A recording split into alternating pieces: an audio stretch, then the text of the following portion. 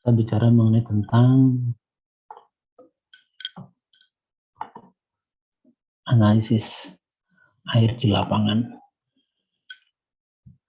Sekarang yang menjadi pertanyaan, jadi di sini kalau ada judul analisis air di lapangan, pasti ada juga yang di laboratorium.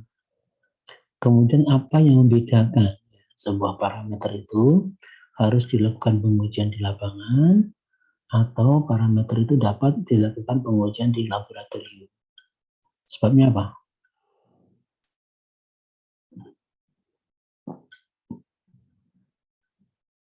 Apa?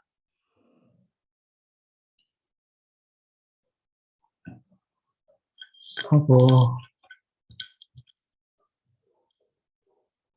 Selain mata kuliah ini kamu ketemu saya materi apa lagi, Bang? Kuliah apa lagi? Kalau dulu PR kimia klinik, Bapak. Kimia klinik, Pak, pas semester 1. Dan Kimia teori kimia klinik. Teori kimia klinik? Iya. Yang bener lah. Nggak mungkin saya ngajar kimia klinik lah. Itu kimia amami apa ya? Kimia mami. Yang diingat di semester ini ada mata kuliah lain nggak? Tidak ada, Bapak. Tidak ada, baru ini aja. Iya. Oke, ya. Kalau kimia klinik saya pasti nggak ngajar. Saya bukan dokter. Belum tahu sedikit-sedikit tentang, ya, saya biasanya sih analis sama. Cuma tidak begitu memperdalam kalau yang kimia klinik. Oke. Jadi pertanyaannya ini adalah kenapa ada parameter yang harus dilakukan pengujian di lapangan, ada yang bisa dilakukan di laboratorium. Apa sebabnya? Kira-kira apa? Anissa Savitri?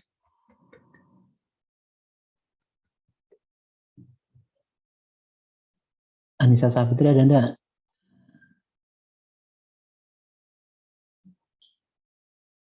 Sekali lagi, Anissa Savitri.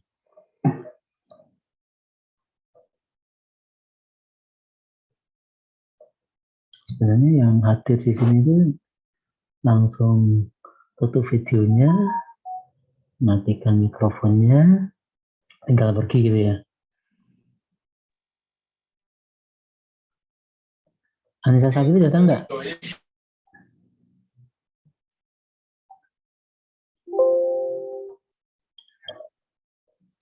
PJ siapa PJ-nya ini? PJ-nya siapa ini? Saya, Pak. Nadia, Pak. Mbak Nadia. Anissa Savitri hadir enggak itu? Mungkin Anissa Savitri sambil kerja mungkin ya, Pak. Soalnya dia juga kerja, Pak. Setahu saya. Kerja di mana dia? Di rumah sakit, Pak. Di rumah sakit ya.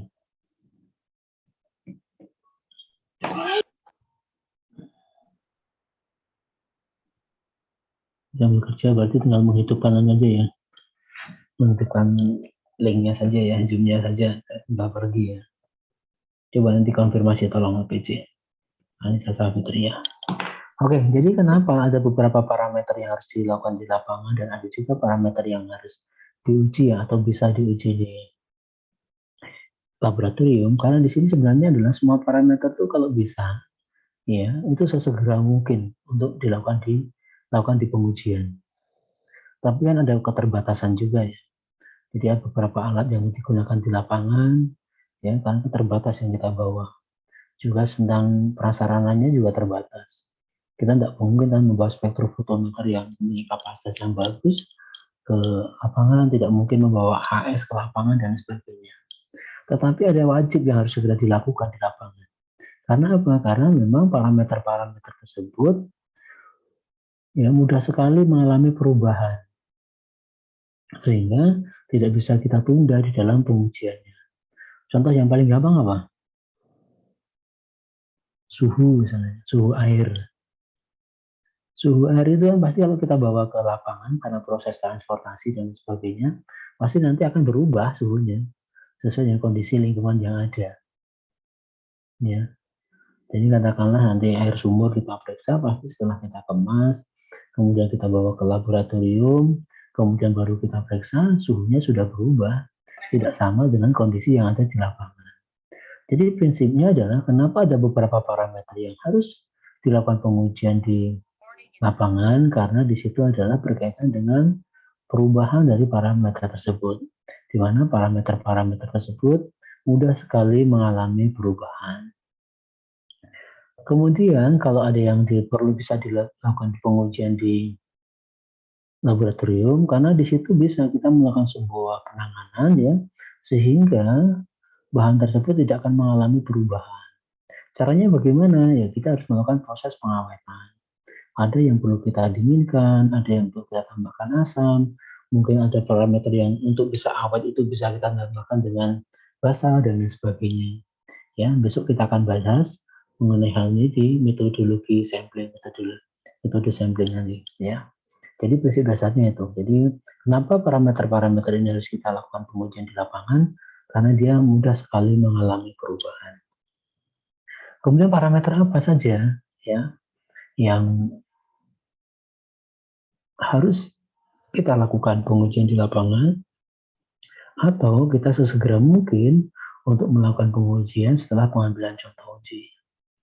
Yang pertama adalah tentang derajat keasaman atau pH, kemudian temperatur, suhu ya, kemudian daya hantar listrik, conductivity, kemudian ada alkalinitas berkaitan dengan kebasaan, asiditas berkaitan dengan keasaman, kemudian klor bebas, ya, kemudian oksigen terlarut. Jadi ini adalah ada 7 parameter yang harus kita lakukan pengujiannya di lapangan. Nah, parameter-parameter ini bergantung dari jenis air yang kita ambil. Katakanlah kita mengambil air minum, ya kita tidak perlu melakukan pemeriksaan oksigen terlarut. Tidak perlu melakukan alkalinitas atau asiditas. Jadi bergantung regulasi atau baku mutu yang kita anut di situ. Jadi ada 7 parameter yang harus dilakukan pengujiannya di lapangan.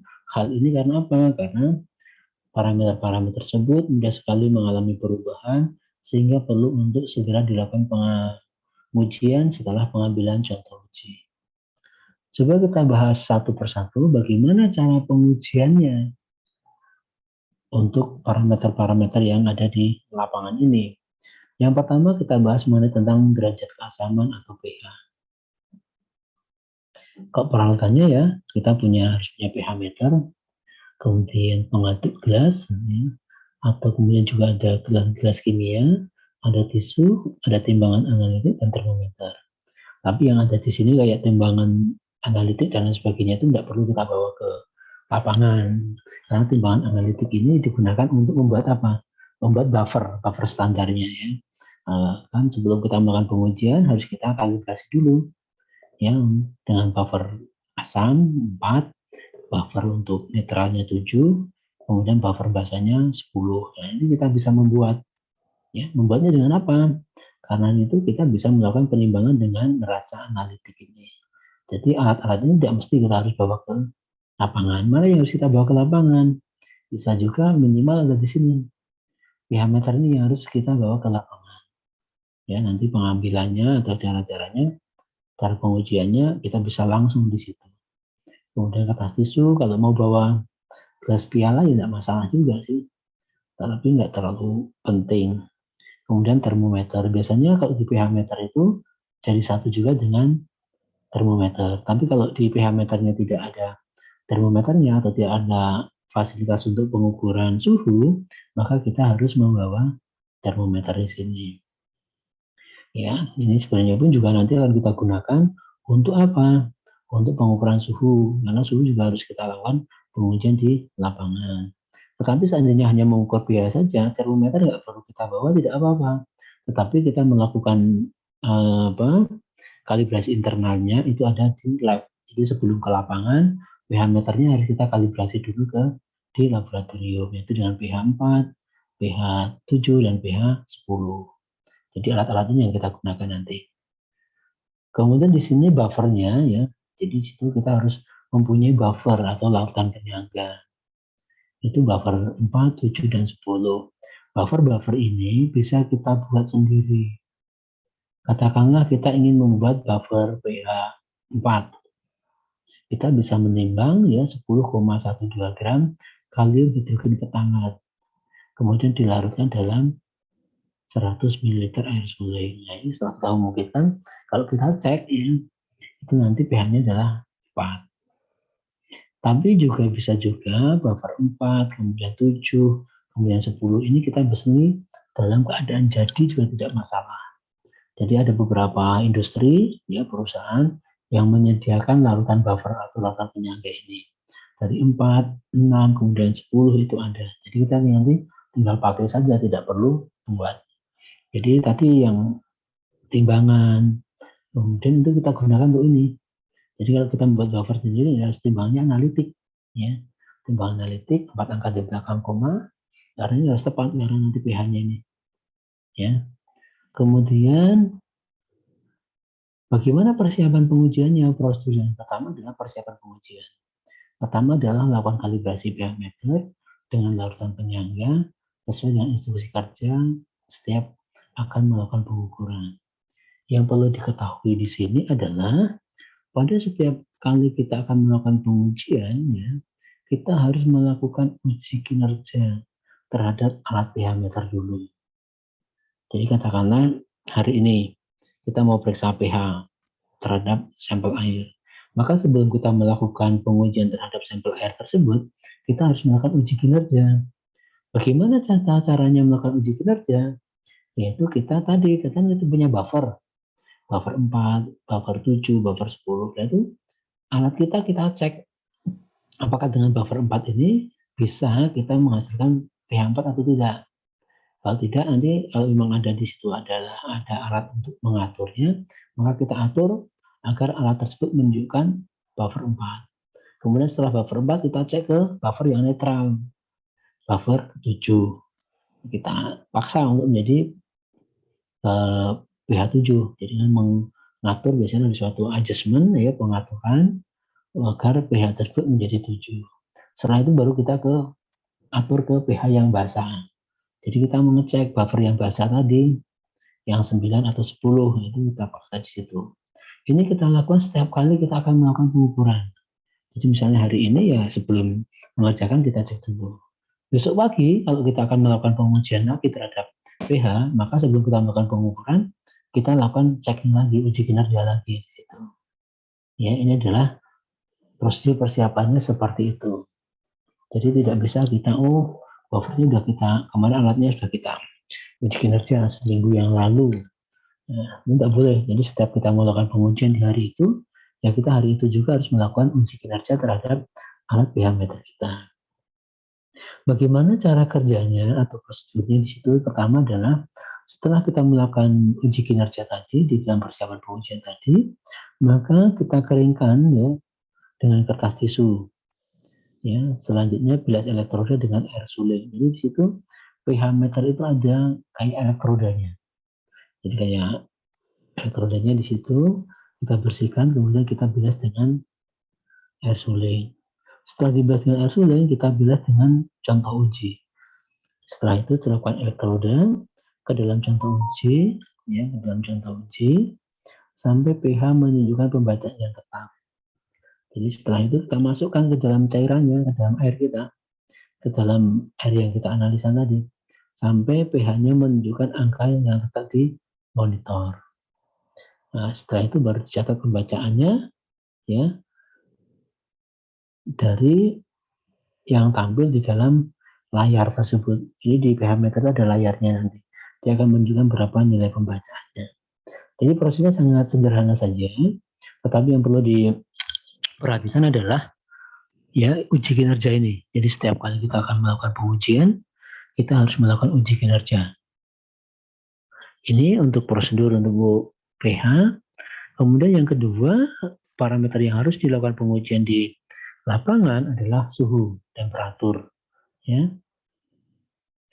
Prinsipnya bagaimana? Kalau kita menggunakan temperatur air raksa, maka di situ adalah air raksa yang ada di dalam termometer akan memuai atau menyusut sesuai dengan suhu atau panas air yang kita periksa. Sehingga suhu air akan dapat dibaca dalam skala termometer dengan satuan derajat Celcius. Jadi sederhana sekali kalau di sini, kalau kita lihat di sini. Ya, tinggal kita memasukkan termometer kita, kemudian nanti kita lihat berapa yang ditunjukkan oleh alat termometer ini. Jadi kita bisa menggunakan kalau di dalam SNI yang kita acu di situ, ya, nanti di situ adalah nanti termometer air raksa ini, ya, dia mempunyai antara skala 0 sampai dengan 110 derajat Celcius. Tetapi di dalam regulasinya kesehatan, kita itu sudah dilarang menggunakan peralatan yang menggunakan termometer. Sehingga nanti kita bisa menggunakan ya termometer yang dari alkohol juga tidak apa-apa, atau kita menggunakan termometer yang ada di alat pH meter. Jadi alat pH meter biasanya juga dilengkapi dengan termometer juga di situ.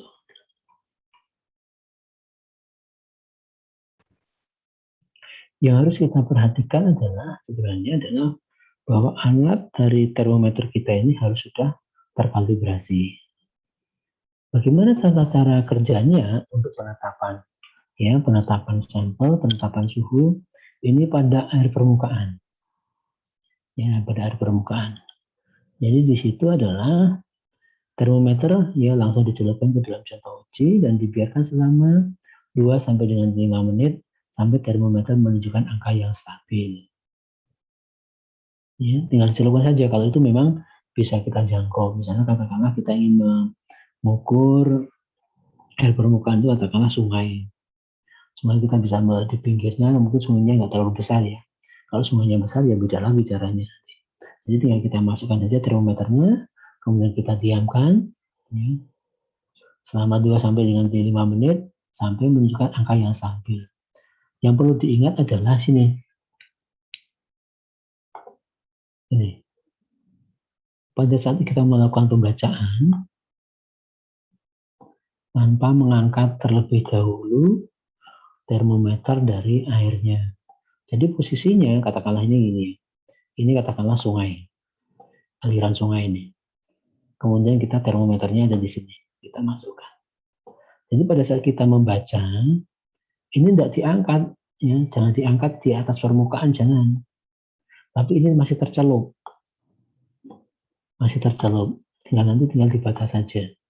Karena apa? Kalau sudah diangkat di permukaan, maka yang mengenai dari termometernya adalah suhu udara, bukan daripada suhu air. Tapi kalau pembacanya itu masih tercelup di sini, maka suhunya adalah suhu air yang nanti kita baca di sini. Tuh. Jadi ini kalau kita melakukan pembacaan. Kemudian pada kedalaman tertentu, ya, ini penetapan sampel, ya, penetapan suhu dengan pada kedalaman tertentu, misalnya pada sumur gali. Pasang termometer pada alat mengambil contoh uji. Nah, gambarannya sudah tunggu.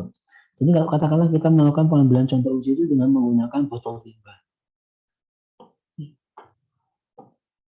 Botol timba. Nah, kemudian nanti termometernya ini di dalam botol timba itu biasanya ada talinya ya. Nah, di sini ada talinya. Nggak bisa nih. Ya, di sini ada talinya. Tali itu nanti bertali yang menyatu di sini.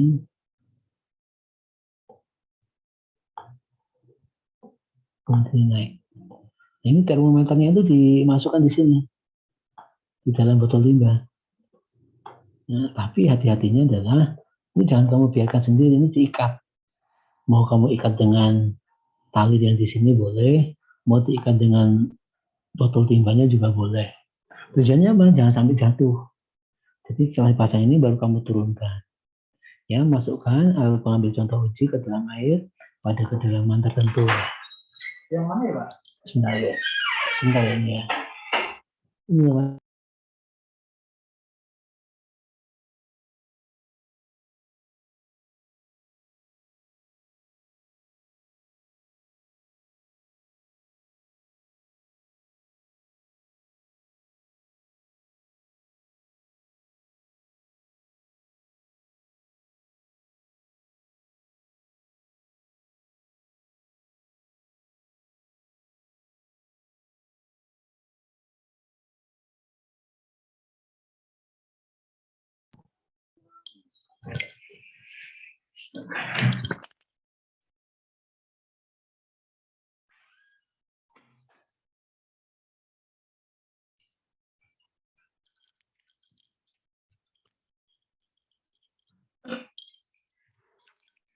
mohon maaf. Jadi setelah kita masukkan ke dalam itu, kemudian nanti kita tarik ya ke atas permukaan. Dan baca skala yang ditunjukkan di termometer sebelum contoh uji keluar dari alat pengambil contoh uji. Jadi ini prinsipnya sama. Jadi pada saat kita melakukan pembacaan, ini jangan diangkat dulu. Jadi nggak boleh dikeluarkan termometernya. Nggak boleh diangkat di sini, baru kita baca, nggak boleh. Jadi ini harus ada di pusat kita membaca, ini harus ada di permukaan daripada atau tercelup dalam contoh ujinya.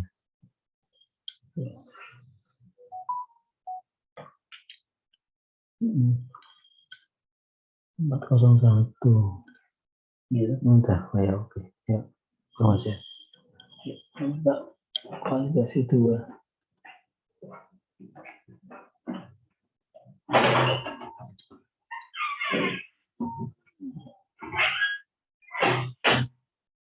Oke ya, jadi prinsip dasarnya seperti itu. Jadi pada saat kita melakukan pembacaan, baik itu untuk di air permukaan, air sumur gali, atau dengan kedalaman tertentu, itu seperti katakanlah di mana, danau atau waduk, itu pakainya seperti itu. Jadi itu yang harus dilakukan pada saat kita melakukan pengujian suhu. Jadi jangan sampai nanti yang terbaca itu adalah suhunya dari udara, bukan suhu airnya. Sampai di sini ada pertanyaan? Silakan kalau ada pertanyaan. Ada nggak? Nggak terlalu banyak kok untuk parameter-parameter itu. Kalau tidak, sekarang ke conductivity, daya hantar listrik. Jadi ini adalah parameter yang ketiga yang harus kita lakukan pengujiannya itu di lapangan. Di mana lingkup metodenya adalah meneliti cara uji daya hantar listrik di dalam air dan air limbah dengan menggunakan alatnya adalah konduktimeter. Jadi alat yang untuk mengukur conductivity itu disebut dengan konduktimeter. Istilah dan definisinya adalah apa yang dimaksud dengan daya hantar listrik adalah kemampuan air untuk menghantarkan arus listrik yang dinyatakan dalam mikromos per sentimeter. Atau ada juga yang menyebut dengan mikrosiemens per sentimeter. Tapi kalau kondisinya hasilnya besar juga bisa dengan mikro. Ya, mikrosiemens juga bisa. Kemudian nanti kita milisiemens juga bisa. Kalau kadarnya besar biasanya dengan milisiemens. Ya, kemudian larutan baku yang kita buat adalah yang kita sediakan adalah KCl, kalium klorida dengan konsentrasi tertentu. Prinsipnya adalah daya hantar listrik diukur dengan elektroda konduktimeter dengan menggunakan larutan kalium klorida sebagai larutan bakunya pada suhu 25 derajat Celcius. Kenapa suhu ini penting juga? Karena pada saat kondisinya berbeda, nanti standarnya juga berbeda di situ. Ya. Nanti air sulingnya yang perlu Anda pakai, itu aquadisnya, ini dia mempunyai daya hantar listrik kurang dari 1 mikromos per sentimeter. Ya, kemudian larutan bakunya adalah kalium klorida 0,01 mol, di mana nanti kita bisa membuat dengan menimbang 0,7456 gram kalium klorida anhidrat, ya, anhidrat di situ yang sudah dikeringkan pada suhu 110 derajat Celcius selama 2 jam. Jadi sebelum kita menimbang, KCl-nya itu harus dipanaskan dulu ke oven, di mana suhunya adalah 110 derajat Celcius. Tujuannya apa? Ini adalah untuk menghilangkan kadar air yang ada di dalam KCl. Ya, karena KCl ini adalah dia bisa mengikat atau bersifat higroskopis. Dia bisa mengikat udara air yang ada di udara. Sehingga nanti kalau kita tidak panaskan, maka yang kita itu timbang itu tidak semuanya KCl. Tetapi di situ ada air juga. Setelah kita panaskan selama 2 jam, kemudian kita dinginkan di dalam eksikator, kemudian kita timbang ya, 0,7456 gram dilakukan dalam 1 liter. Larutan ini pada suhu 25 derajat Celcius dia mempunyai daya hantar listrik 1413 mikromol per centimeter. Jadi ada larutan bakunya. Nah, larutan baku ini fungsinya untuk apa toh? Dia untuk mengkalibrasi, ya, mengkalibrasi daripada alat konduktimeter kita. Nah, dari situ nanti karena kita maunya yang konsentrasinya 0,01, kemudian kita juga bisa membuat 0,1 ya KCl-nya. Atau kita membuat yang 0,5 juga boleh. Jadi bergantung dari nanti. Ya, ini kan konsentrasinya akan semakin besar. Kalau yang kita membuat 0,1 itu dia 12.900 mikromol. Kalau yang 0,5 yang 5 kalinya ini adalah 58.460 mikromol. Jadi ini konsentrasi larutan baku kalium klorida ini bergantung dari sampel yang akan kita ukur. Kalau sampel kita katakanlah air minum, biasanya kan nggak terlalu besar. Kalau air bersih mungkin relatif agak besar. Kemudian nanti kalau air laut pasti DL-nya kan pasti jauh lebih besar. Sehingga kita menyesuaikan mana yang akan kita ukur di situ. Kemudian peralatannya adalah ada timbangan analitik, konduktimeter, kemudian lampu ukur, termometer, dan gelas piala 100 ml. Jadi timbangan analitik, kemudian lampu ukur, kemudian termometer, gelas ukur nggak perlu kita bawa ke lapangan. Karena ini digunakan untuk melakukan pembuatan daripada tadi larutan baku KCl-nya. Kemudian setelah kita punya larutan baku kan kita harus mengukur kinerjanya. Jadi seperti di pH, untuk DHL ini pun ya konduktimeter ini sebelum digunakan harus kita lakukan uji kinerjanya dulu. Kita ukur, kita untuk mengecek larutan bakunya. Katakanlah kita menggunakan yang 0,01 sehingga nanti hasilnya harus sekitar berapa? 1413 mikromol per centimeter. Dan suhunya harus kita cek juga. Karena nanti kalau suhunya beda itu kan di suhu 25. Kalau suhunya beda nanti juga nilainya akan beda. Kemudian cara kalibrasinya ya, cuci elektroda. Jadi di situ sama dengan pH tadi. Di alat itu mempunyai elektroda dengan larutan KCl 0,01 mol sebanyak 3 kali. Atur suhu larutan ya pada suhu 25 derajat Celcius. Kemudian celupkan elektrode ke KCl 0,01 mol, tekan tombol kalibrasi. Kemudian atur sampai menunjukkan angka 14-13 mikromol per centimeter. Atau kita juga bisa mengkalibrasikan sesuai dengan alat yang ada. Ada beberapa catatan yang perlu kita perhatikan pada saat kita melakukan ini adalah apabila dia contoh uji lebih besar dari 1413 mikromol per centimeter, lakukan tahapan 3-4 ya. Jadi kalau ternyata konsentrasi yang waktu kita ukur itu konsentrasinya lebih dari yang larutan baku, maka kita harus melakukan kalibrasi lagi.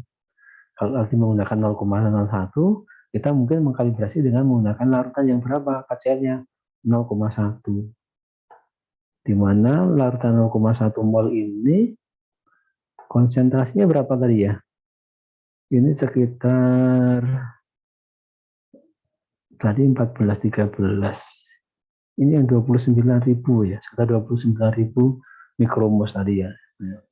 Jadi nanti yang ini, 12.000. Yang 12.000. Yang 0,1 mol yang 12.000. Karena ini sampel kita ternyata DHL-nya besar. Ternyata kita menggunakan yang ini 12.900, ternyata lebih besar sampel kita. Sampel kita lebih besar dari 12.900. Maka kita harus mengkalibrasi dengan yang 0,5 mol KCl, di mana konsentrasinya adalah 58.460. Jadi kita mengkalibrasi daripada larutan alat kalibrator, alat konduktivimeternya kita, konduktimeter kita itu sesuai dengan apa? Dengan konsentrasi sampel yang kita analisa. Kalau konsentrasinya kecil ya kita bisa menggunakan 0,1, 0,01. Kalau kita konsentrasinya sedang sekitar 13.000, kita bisa menggunakan konsentrasi yang 0,1. Kalau konsentrasinya jauh lebih besar, kita menggunakan yang konsentrasi 0,5. Jadi bergantung dari jenis sampel kita. Jadi nanti kalau sebelum ke lapangan kamu sudah mengetahui sampel saya apa ya, di daerah mana ya, itu kan kelihatan. Kayak misalnya saya tinggal di daerah Logosari ini, kalau air tanahnya pasti apa? Tinggi daya antar listriknya situ, karena kesadarannya tinggi, kloridanya tinggi, sulfatnya tinggi, sehingga dia daya antar listriknya juga tinggi. Bagaimana prosedur pengujiannya untuk daya hantar listrik ini ya sebenarnya sama pada saat kita melakukan kalibrasi tadi. Ya kita bilas elektrode tadi sebanyak 3 kali dengan contoh uji. Celupkan elektrode ya dalam contoh uji sampai konduktiviti menunjukkan pembacaannya tetap. Kemudian catat hasil pembacaan skala atau angka pada tampilan konduktiviti dan catat suhunya. Jadi di sini sama dengan pH tadi ya. Jadi kalau kita lihat, kalau kita gambarkan secara sekilas, ini alat conductivity ya, ini ada beberapa instrumen, ada layarnya, kemudian ada beberapa tombolnya, banyak sesuai dengan fungsinya tadi, ya. Kemudian di sini ada kabelnya, kabel penghubung, kemudian di sini ini ada conductivity-nya di sini, elektrodenya. Ini elektrodenya, ini ada kabelnya. Nah ini kita masukkan aja ke dalam contoh uji kita. Ya, oke. Biarkan sampai dia stabil. Nah, nanti angkanya ada di sini. Ya, angkanya stabil baru kita baca. Jadi ini ada dua. Ada suhu, biasanya dilengkapi mungkin juga elektrode yang lainnya. Mungkin ada suhunya juga. Atau mungkin dia menjadi satu. Jadi elektrodenya sama dia. Ya, satunya untuk suhu, satunya untuk DHL. Ya, jadi pH pun juga begitu. Jadi sangat sederhana cara pemakaiannya, cuma yang seringkali kita lalai itu adalah apa? Yaitu tentang tadi kalibrasinya. Tidak setiap kali kita melakukan pengujian dilakukan kalibrasi. Yang seharusnya setiap kali kita melakukan pengujian, kita harus melakukan kalibrasi. Bagaimana kendali mutunya? Jadi untuk mengontrol hasilnya itu kita lakukan pemeriksaan duplo. Jadi duplo itu setelah kita periksa pertama, kemudian kita periksa lagi. Kemudian kita hitung apa? RPD-nya. Relative percent difference-nya. Ini untuk mengetahui tentang ketelitiannya. Di mana RPD-nya ini tidak boleh lebih besar dari 5%. Jadi harus kurang dari 5%. Kalau lebih besar dari pengukurannya, RPD-nya lebih besar dari 5%, maka kita harus melakukan pengukuran yang ketiga. Tahu yang dimaksud duplo itu? Jadi kita baca dua kali. Pembacaan pertama dikurangi dengan pembacaan kedua, dibagi dengan rata-rata saja situ. Kalikan 100%. Katakanlah pembacaan yang pertama katakanlah 120. Pembacaan yang kedua 131 katakanlah. Nah, makanya dikurangi 131, nggak usah perhatikan minus dan positifnya. Ya, jadi perbedaannya berapa di sini? Berarti 11. 11 ya, antar pembacaan pertama dan kedua dikurangi itu perbedaannya 11, dikurangi rata-ratanya berapa? Rata-rata itu pembacaan pertama ditambah dengan pembacaan kedua dibagi 2 karena pembacaan 2 kali. Berarti berapa nih? 151 berarti 125,5.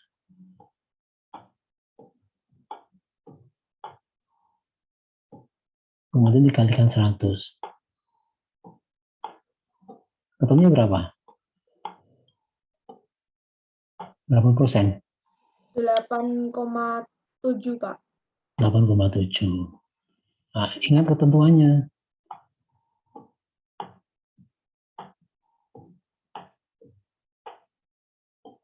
Kalau lebih dari 5%, maka kita harus melakukan pembacaan yang ketiga. Mungkin kita baca yang ketiga katakanlah, akan itu didapatkan 129. Nah, kita ambil yang berdekatan di sini. 129 mendekati yang paling dekat adalah dengan 131. Nah, kita gunakan ini. Berarti di sini kan selisihnya 2. 2 dibagi dengan rata-rata ini. Ya.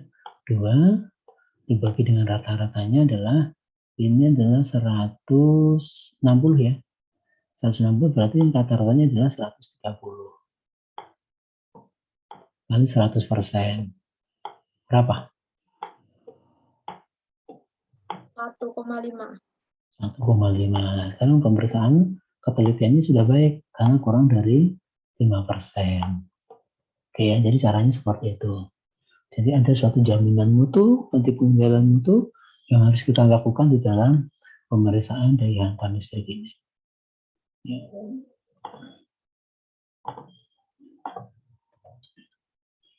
Oksigen terlarut kita bisa menggunakan dua metode. Jadi oksigen terlarut, pengujian oksigen terlarut itu juga untuk mengetahui kandungan oksigen yang ada di dalam air tersebut. Jadi bisa kita nyebutnya dengan oksigen terlarut atau dissolved oksigen.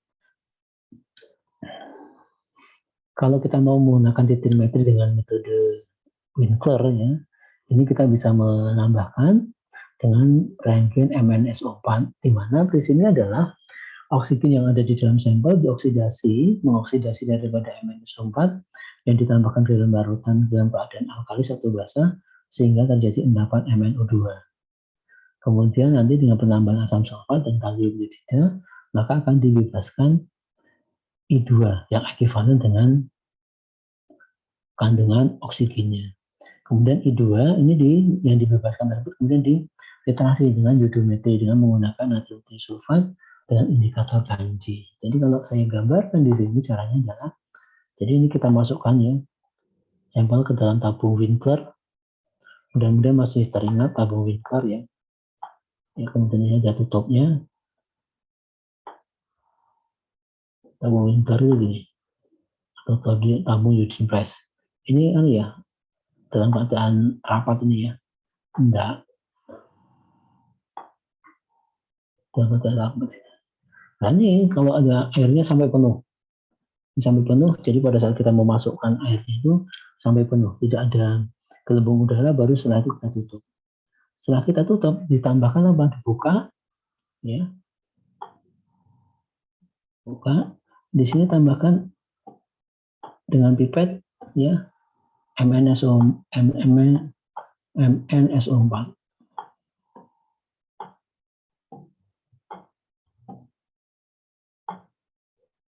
Tambahkan MnSO4, ya, dan penambahannya ini pipetnya itu harus di dalam permukaan sampel, jadi jangan di luar.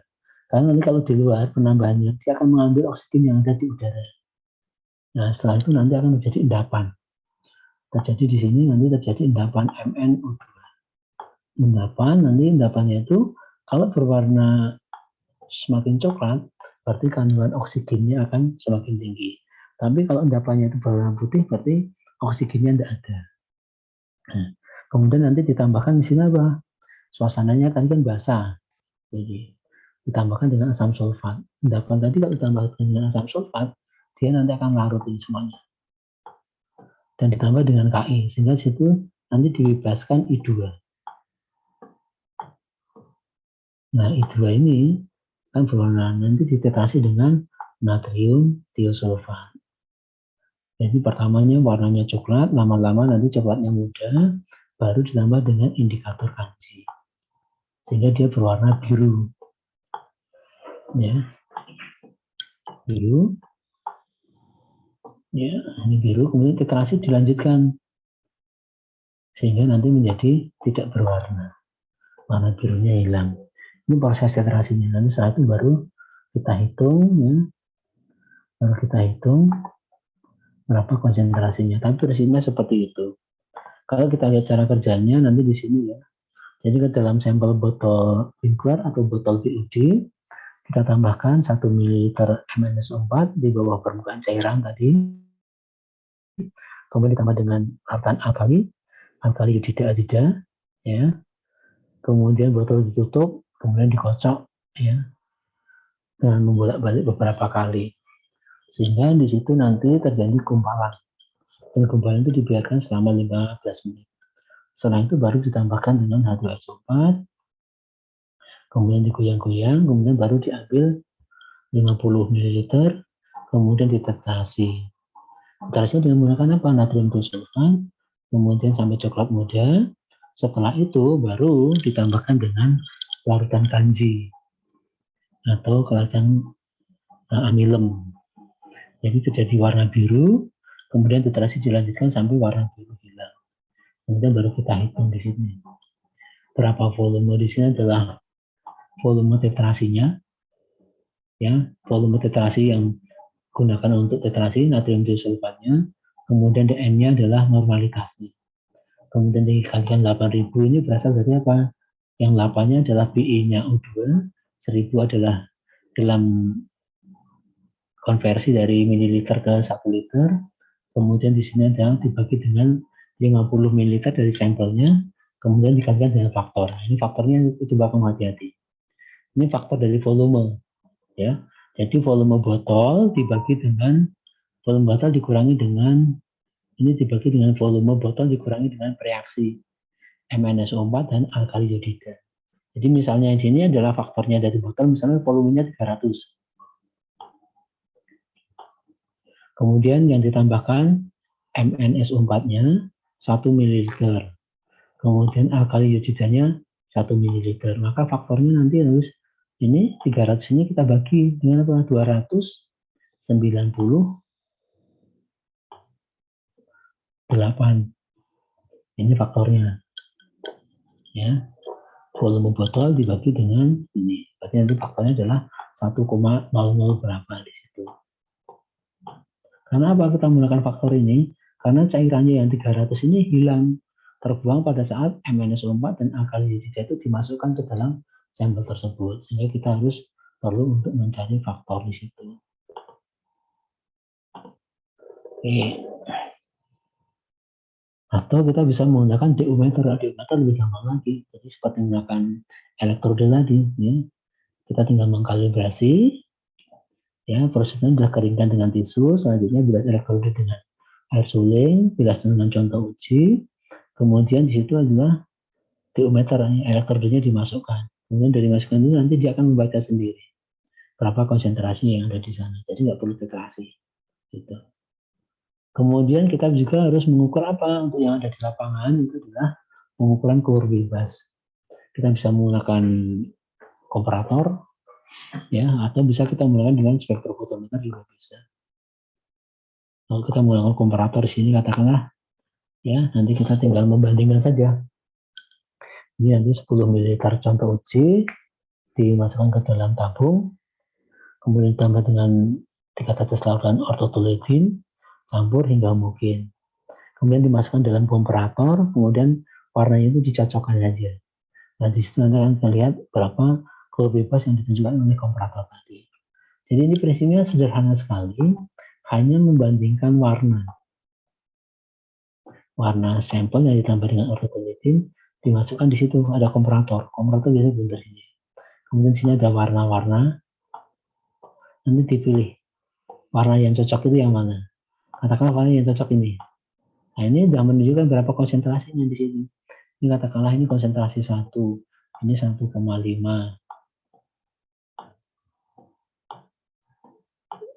Bisa ya, 1,5. Ini katakanlah 2. Nah, maka berarti konsentrasinya daripada sisa keluar atau keluar bebas adalah 2 mg per liter. Atau kita bisa menggunakan dengan yang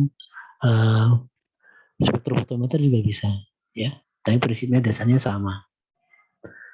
Oke, ada pertanyaan sampai di sini?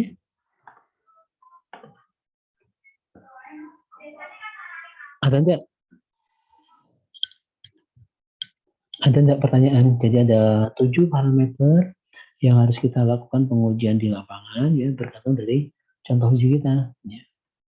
Kalau air bersih ya tidak perlu DO. Kalau air limbah perlu DO, air badan air perlu DO di situ. Ya, bergantung dari situ. Dan kenapa ini perlu kita lakukan pengujian di lapangan? Karena tadi parameter-parameter tersebut sangat mudah sekali mengalami perubahan. Sehingga kalau kita lakukan pengujian di laboratorium, ya nanti sudah tidak sesuai lagi dengan kondisi yang sesungguhnya. Oke? Ada pertanyaan enggak?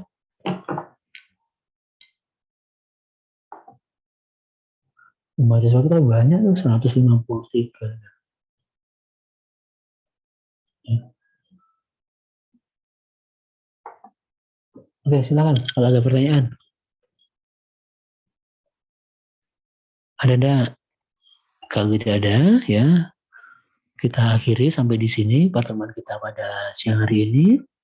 Terima kasih atas perhatiannya dan nanti materi akan saya share ke PJ ya. Kalau nanti bisa di-share ke teman-teman, nanti pelajari kembali. Terima kasih sekali lagi dan mohon maaf atas segala kekurangannya. Bila taufik walhidayah. Wassalamualaikum warahmatullahi wabarakatuh. Waalaikumsalam warahmatullahi wabarakatuh. Terima kasih banyak Pak. Sama-sama undur diri ya. Terima kasih Pak. Ya, sama-sama.